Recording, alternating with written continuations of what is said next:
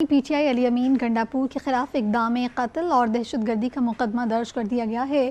دونوں کے خلاف دہشت گردی کا مقدمہ درج کیا گیا ہے۔ مقدمہ کار سرکار کی اس حوالے سے بتائیں کہ سرکار کی مدعیت میں بھی تھانہ نون میں ادا کی اس حوالے سے بتائیں کہ درج کیا گیا ہے۔ مقدمے میں قتل، اقدام قتل، انسداد دہشت گردی سمیت 12 دفعات شامل کی ہیں۔ اعظم سواتی، عمر ایوب، برسر سیف، پی ٹی آئی اسلام آباد کے صدر عامر مغل، حفیظ الرحمان ٹیپو سمیت 2000 سے زائد نامعلوم افراد پر مقدمہ درج ہوا ہے۔ مقدمے کے متن کے مطابق اسلام آباد پولیس کے کانسٹیبل عبدالحمید کو اغوا کر کے تشدد کا نشانہ بنایا گیا۔ بانی پی ٹی اور علی امین گنڈاپور کی ایما پر مظاہرین نے پولیس اہلکاروں پر تشدد کیا، ڈنڈے برسائے۔ مظاہرین نے سرکاری اور عوامی املاک کو جلایا، اسپتال میں بھی توڑ پھوڑ کی۔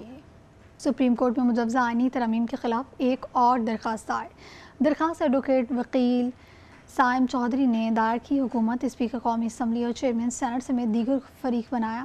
درخواست میں موقف اختیار کیا گیا ہے کہ وفاقی حکومت آئین سے متصادم ترامیم نہیں کر سکتی۔ عدلیہ سے متعلق ترامیم عدلیہ کی آزادی سلب کرنے کے مترادف۔ مجوزہ آئینی ترمیم بنیادی حقوق کے خلاف۔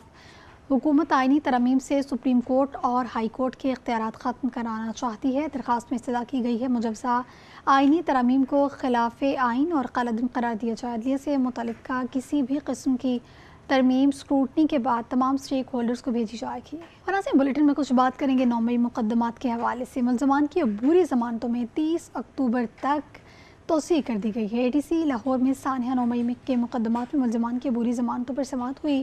عمر ایوب، اسد عمر، علیمہ خانم، ازما خان، حافظ فرحت، اعظم سواتی، بلال اعجاز، علی امتیاز کی حاضری معافی کی درخواست دائر کی گئی۔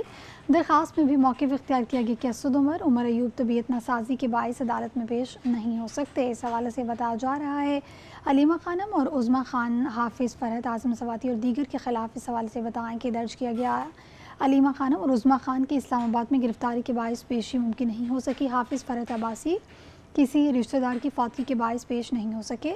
دائر درخواست میں اعظم خان سوادی اسلام آباد مقدمے میں گرفتار ہونے کے باعث عدالت میں نہیں پہنچ سکے۔ عدالت کو بتایا گیا ہے کہ تمام فریقین مختلف وجوہات کی بنا پر پیش نہیں ہو سکے۔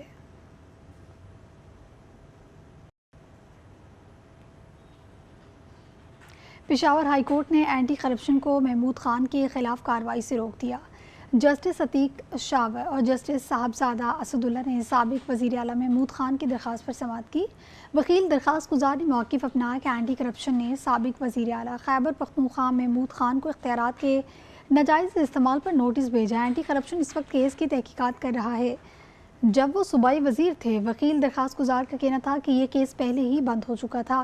عدالت نے اینٹی کرپشن کو محمود خان کے خلاف کسی بھی کارروائی سے روک دیا اور اگلی سماعت پر ڈائریکٹر اینٹی کرپشن کو طلب کرتے ہوئے سماعت ملتوی کر دی۔ سابق وزیر اعلیٰ خیبر پختونخوا پر اینٹی کرپشن مقدمہ بھی درج ہوا۔ محمود خان پر سرکاری اکاؤنٹ سے رقم ذاتی اکاؤنٹ میں منتقل کرنے کا الزام بھی عائد کیا گیا تھا۔